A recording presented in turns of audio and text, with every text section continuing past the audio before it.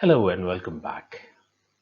Today's topic is internal audit, and the theme is getting started with the basics. I'm just taking one step back and going back to what is most important in doing internal audits, and that is the understanding of the business and the business processes.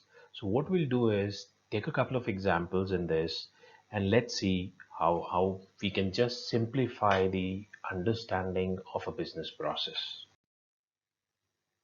Moving on with the topic. So what I've done on this slide is basically define three simple learning objectives, what we are going to achieve out of this particular presentation. First is align our thought process. When I say align our thought process, I mean it to the requirements of the internal audit project that we would have.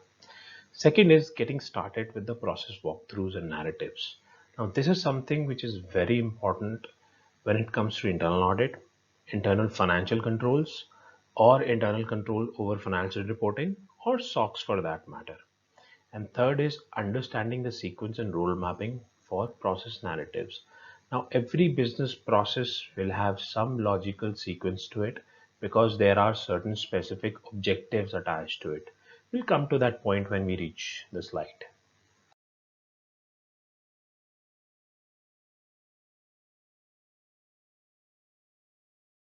Now, let us take an example from our everyday life.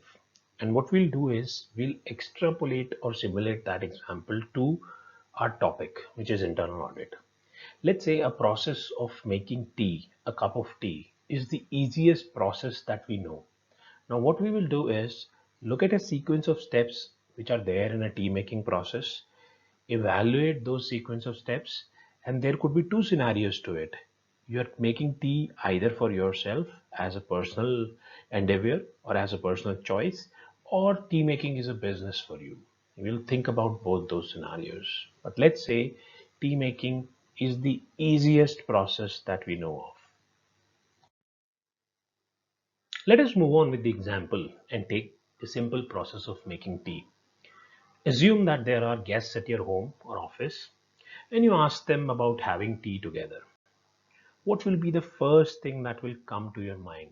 You will naturally ask what sort of tea they would like, whether they would like a normal tea or a green tea or a black tea, white tea, lemon tea, and so on and so forth. Second, what you would do is evaluate how many cups of tea you need to serve to your guests, depending on the number of guests that have arrived. So let's say put it down in a perspective of a process. First thing that we do is requirement gathering. We understand what is the requirement, what is the nature of the tea that is to be served, and what are the resources and materials that we are going to need. Third aspect will be making the tea. What you would do is have the necessary resources like a kettle or a pan or tea boiler or something, then add the ingredients and then follow a sequence of steps, and then you finally refine it and pour it and service to your customers. And once they had the tea, you will naturally take a feedback from them, whether you like it or you don't like it. So again, if you look at it, think about it, there'll always be step one, step two, step three. Depending on what is your objective, you will refine those steps in terms of achieving your overall objective of making tea. That is serving good tea to the customers or the guests who have come in this case. And you ask for a feedback from the guests. Reason for that? Because you want to improve that process going forward. If there was something that could have been improved upon, your guests or friends will give you a feedback that this is the way it can be improved. Now, think about this process that tea making is a business for you. You are a tea chain where you have to serve tea to your customers whosoever come to your shop. Again, the same thing will go into the business, same logical sequence. You will gather the requirement, you will assimilate necessary resources, materials, then you'll have some small activities around making the cup of tea and then refining it, then service delivery to the customer, and then taking the feedback from the customer. Now, what is difference between the two aspects? One was that you are making tea for your friends where there is no motive for profit. Second is a business aspect, which has a very different objective, that you have to grow your sales, you have to grow your customer base, you have to make profits out of that venture. and you have to continuously keep asking for a feedback from your customers only to improve the service delivery and quality of your process. So if you were to understand any business process, you go in a sequence. So context, objectives, and sequencing are most important, whether you understand a tea making process or you go and understand a procurement or an HR or a payroll or a treasury or a finance or a marketing or a sales, any sort of process in business. If you follow a logical sequence, you'll be good with the understanding of the process. And that is what is required for starting with internal audit, getting to understand the business and getting to understand the business processes. If you don't understand it, you will not be able to suggest improvements, or you will not be able to identify the risks in that particular process. Moving on with the objective of getting started with gaining an understanding on business processes. What you see here is points to consider, that what you should consider and how you should gain an understanding of a process by doing a walkthrough, and somebody narrates those steps to you, and then you create or document those narratives that this is how the process in the business is. And then on the right side, you see some examples to make it, very clear and simple in terms of the understanding. Let's say first thing that you need to consider is identify the process and objectives of that process and activity. Like I said on the previous slide, context, objective, and sequencing are most important if you were to go and do a walkthrough of a business process. Take an example of the tea making process itself. The objective was to serve the guests with some good tea. They had to like it or not like it. That was a choice with them. But the objective was to give them good quality tea.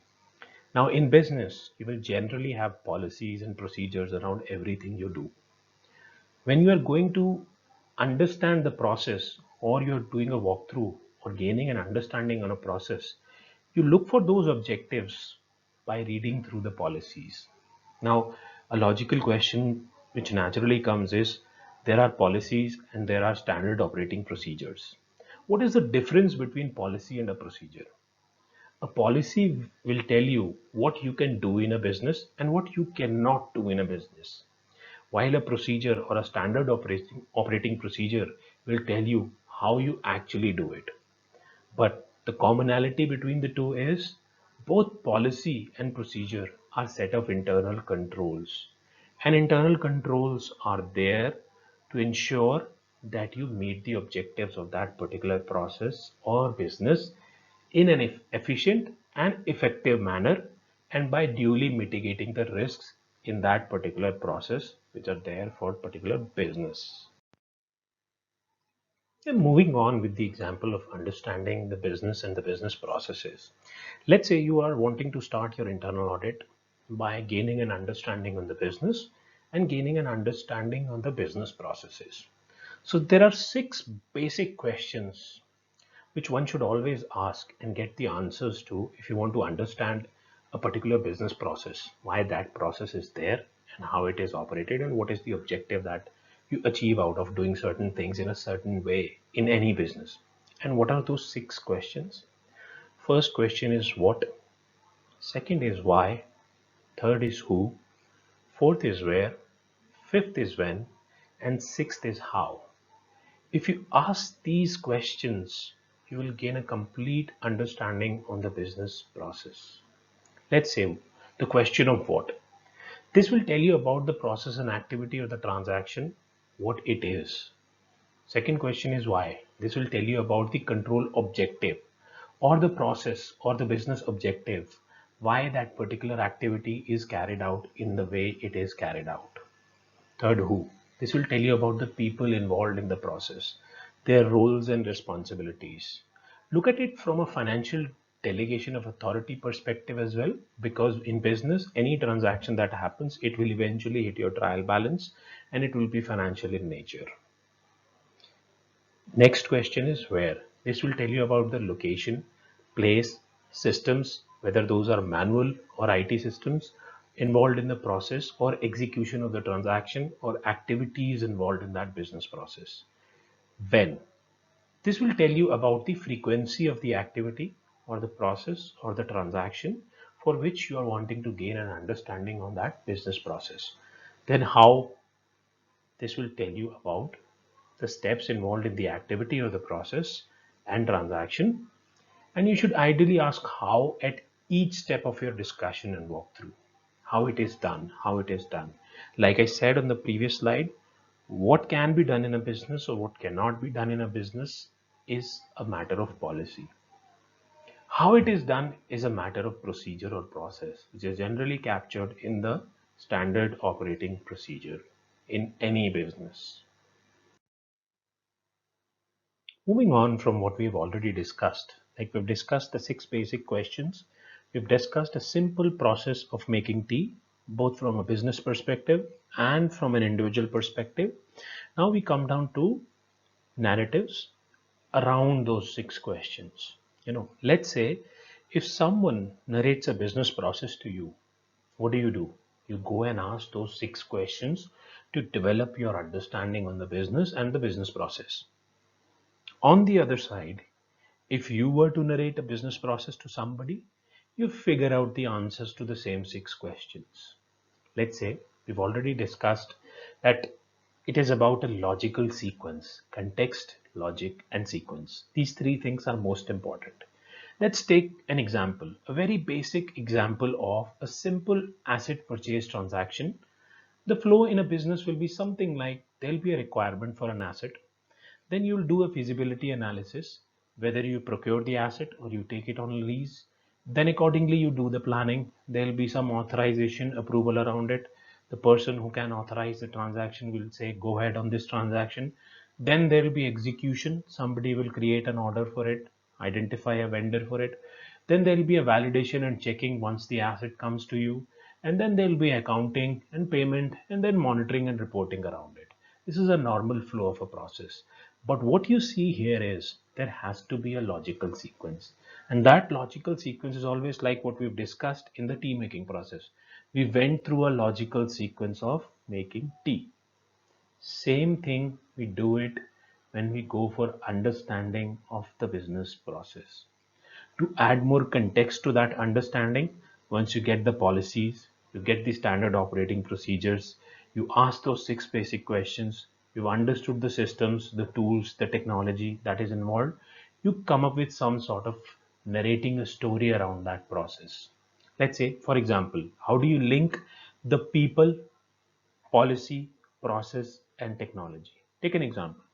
The capex spend for business on the basis of approved feasibility report are reviewed by the CFO or directors and financial controller. Further, the delegation of authority is defined for fixed asset purchased, wherein assets up to INR 10 lakhs can be purchased on the basis of approval of head of department.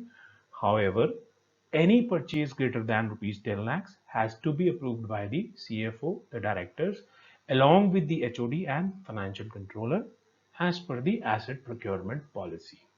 So in these few sentences, you've linked the policy, the people, and the process. Now, what is the technology that records this transaction? There is an ERP system in place, and entries in that ERP are made by, let's say, assistant manager, finance and accounts or fixed assets, and those are checked by manager. Any changes to asset capitalization or recording of assets in the ERP can only be made by authorized personnel to whom access rights have been given in that particular ERP. Now, if you consider it that people, policy, process, and technology, everything from a control standpoint is documented in these few sentences. And these are nothing but set of internal controls. And bottom line is internal audit is all about internal controls. And how do you add more context to it? There is a framework which is widely and globally accepted called the COSO framework, which is the internal control framework, which has 5 basic elements. First, control environment, risk assessment, control activities, information and communication, and monitoring. And if you are doing an audit in India, there is a standard on auditing, which is SA 315. It also covers or talks about all these 5 elements. So let's say if you were to delve further on it, Even though we will be separately covering the COSO framework on another day, but control environment is basically your policies in place. Risk assessment has to do with the decision making that happens, what information you are relying on, whether risk is mitigated through that process or not mitigated, whether the policy is good enough to mitigate the risk or not, or the process is taking care of the operational risk. Then control activities are all the controls or activities which are documented in your process and policy to ensure that the transaction is executed as per the stated objectives or desired objectives in the business. Information and communication is basically how information flows internally within the organization and communicated externally to the stakeholders outside the organization. And monitoring is the mechanism how the management ensures control over all these activities and monitor all these activities within the given business process or the business unit or the business entity. So that's very briefly the COSO framework, five elements, and we'll talk about in detail. But from an internal control standpoint, understanding the process, those six questions are the basic questions. And you can always revolve those six questions around these five parameters.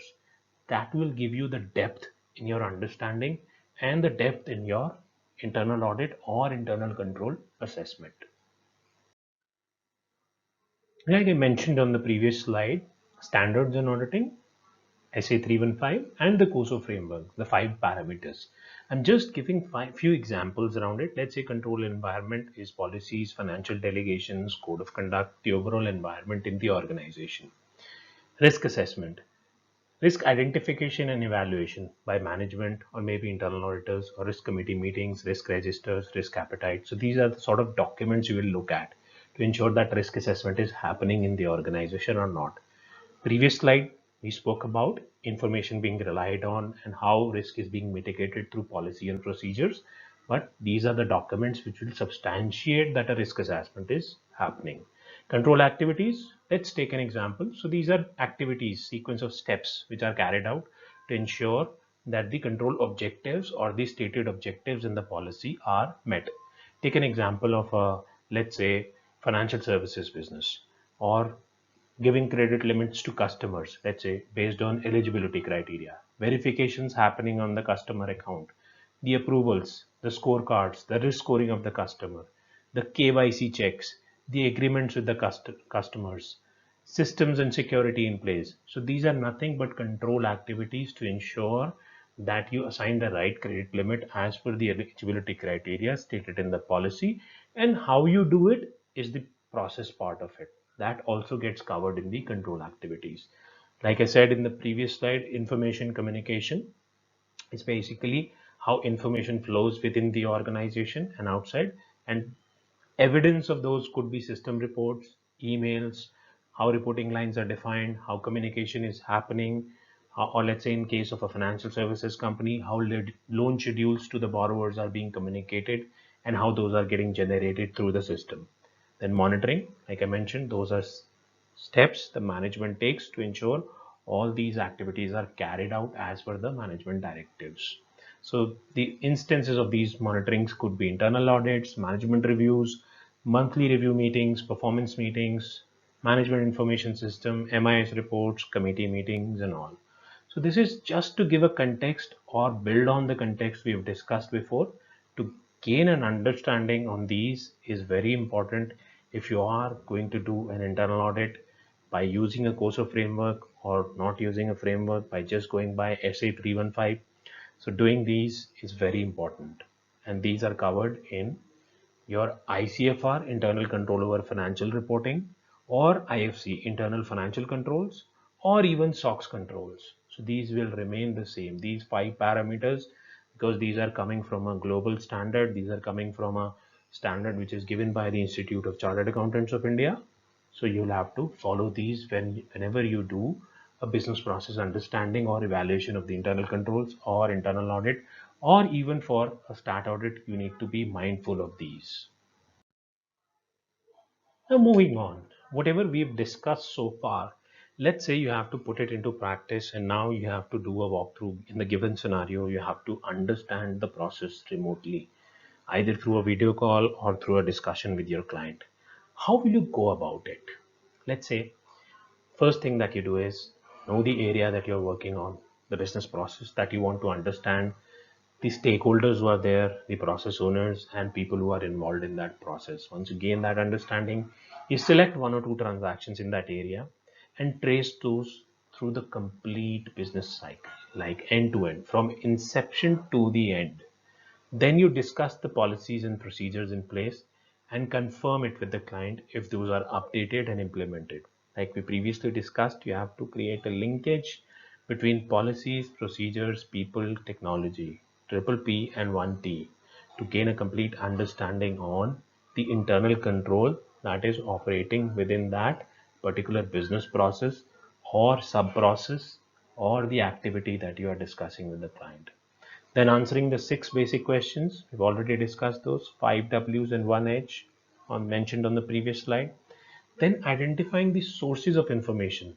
What are those reports and documents which are getting generated, and looking at the input and the output controls for different activities and sub within that particular process. Then what you do is, once you've developed this understanding, had these discussions, you identify the gaps in the system or the policies and procedures. How you do it? Benchmark it to the five parameters of the COSO framework we've discussed. And once you've identified the gaps, looked at what things are not happening, what is not, or what is inadequate as per the framework, you discuss upfront with those with the client.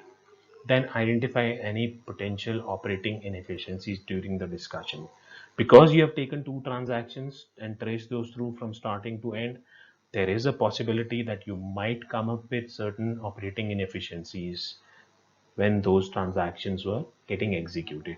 You discuss those with the client and identify how those are getting resolved, or if those are not applicable to a larger population of the transactions. Then you document all the above as part of your narrative or process understanding, for either for a purpose of your IFC or for the purpose of your internal control over financial reporting or SOX or internal audit, whatever your purpose is. You keep adding more context to it and keep sticking to the logical sequence and the understanding that we have developed about the process. Now, moving on, let us summarize everything and take a simple example of a procurement process in any organization. Let's say we have taken a generic process.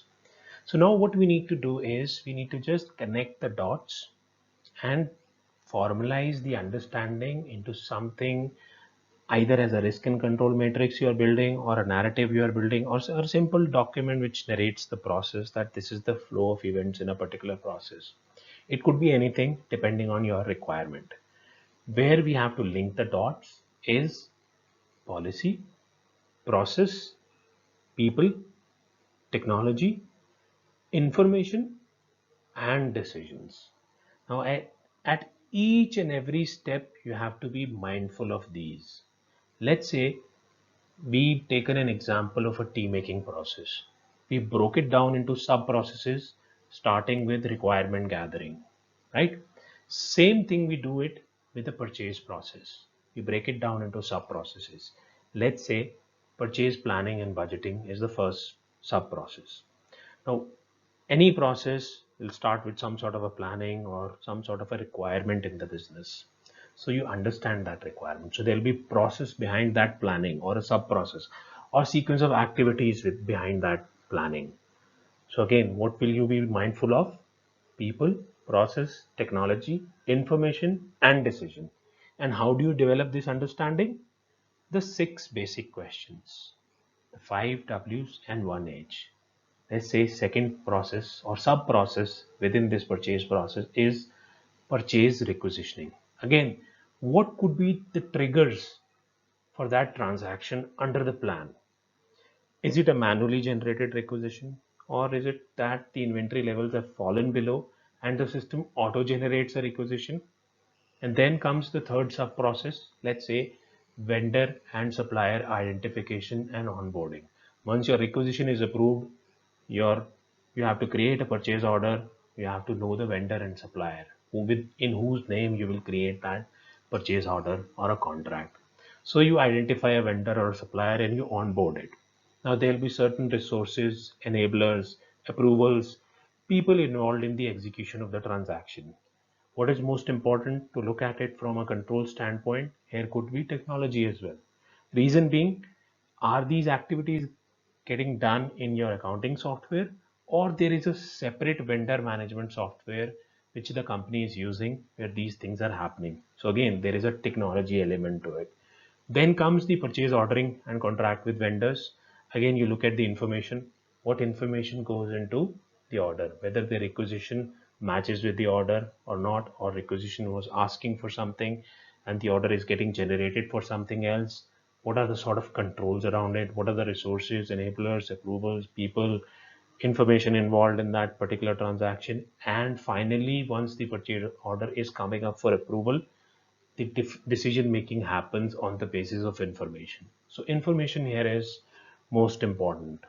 And then goods receiving, quality checking, invoicing. Once you've given the order to the vendor, they'll be supplying the goods or services. Somebody will be doing a quality check on that. Then the accounts payables will be there. The accounting part will happen, the creditor aging or the MIS, and the payment will happen. So there will be a logical sequence, what we've discussed earlier as well. So this is just an illustration just to give you that linking the policy, process, people, technology, information, decision, gaining an understanding, and all these is very important to understand the business process and the context for internal controls and internal audit and internal control over financial reporting and internal financial controls and SOX. And to conclude finally on the example of that purchase process, few more points that you should be mindful of whenever you are understanding a process. Let's say with reference to the purchase process we have discussed, the initiation for process will happen with the identification of material to be procured and ordering the requisite material after taking the necessary approvals as per the delegation of authority matrix. Now, what you'll have to do is capture the key decision points, which are basically the internal controls and information used relied upon for making the decisions. Again, remember that it is always a logical sequence of activities within a particular process. Secondly, functions touched upon in the procurement process, like there will be a procurement team involved. If there is a contract that is happening, there might be a legal person involved. Once the goods are coming in, the stores person will be involved, or somebody doing a quality check or the quality function will be involved. Once the accounting is happening, the finance and accounts function will be involved.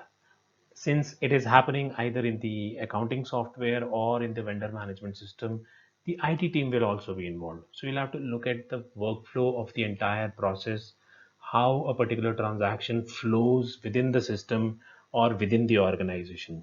Simply write it in a logical sequence of events and activities to just firm up on your understanding, and then segregate the controls. What are the sort of controls that you look for? What controls you want to test on? What are your key controls? What are your most important financial controls, or what are your non-financial controls which you can do in a later part? So all this understanding will come through once you've understood the process like we've discussed.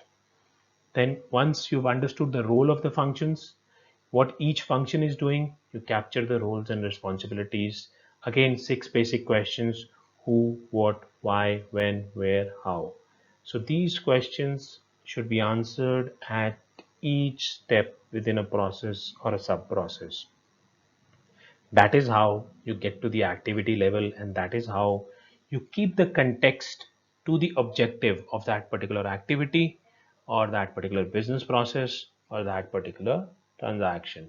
Then finally, the finance and accounting. Accounting is the last leg that happens once everything is get done. Accounting will happen in the system.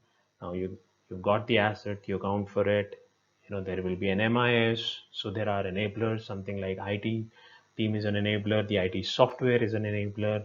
So you gain an understanding of all these in a logical sequence to be able to come up with a set of internal controls which you want to audit or test or want to document as internal controls over financial reporting, or IFC, internal financial controls, or your SOX controls. So even in SOX, these 6 questions will give you a lot of information which you can, just connect through to all your SOX requirements. So again, SOX is more detailed than IFC. We'll touch upon SOX on another day. But for now, this is the most basic thing that you need to do to gain an understanding on the business process. So these are very basic things. And finally, a summary in 4 points. So what we have understood, that internal audit is all about internal controls. Now, to align your thought process, think about the business objectives. Whenever you go for an understanding of the business process, you have to know the objectives of that particular process. You have to understand the objectives of business, why a particular process is there. And business will always have performance indicators. So what are the key performance indicators of the particular process? Like we discussed the purchase process, you have to identify the key performance indicators of the particular process. Getting started with the process walkthrough and narratives, what you focus on is the 6 basic questions, the 5 W's and 1 H: what, why, who, where, when, how. That is how you develop your understanding. And on the point of the KPIs, we'll come back to the KPIs in greater detail in another presentation on internal audit. And finally, understanding the sequence and role mapping of the process. Sequence and timing are most important, to set the context right, and linking the 3 P's and 1 T, which is policy, process, people, and technology, with the information and decisions in the business, for you to develop an understanding of the business process, which you can eventually correlate to a framework which has certain parameters, certain points of focus, certain principles on which you evaluate internal controls. Again, internal audit is all about internal controls. So that is it for this particular presentation. We'll go into the second part of the basics. One step ahead on this, we'll build on these as a next step. And finally, if you ever feel like to connect and to talk about the topic of internal controls, internal audit, SOX, fraud investigations, governance, risk, compliance, anything within that domain, please feel free to reach out on any of these platforms. We're available to support you. Thank you so much for your time, sparing your valuable time in going through this presentation. We look forward to future interactions with you.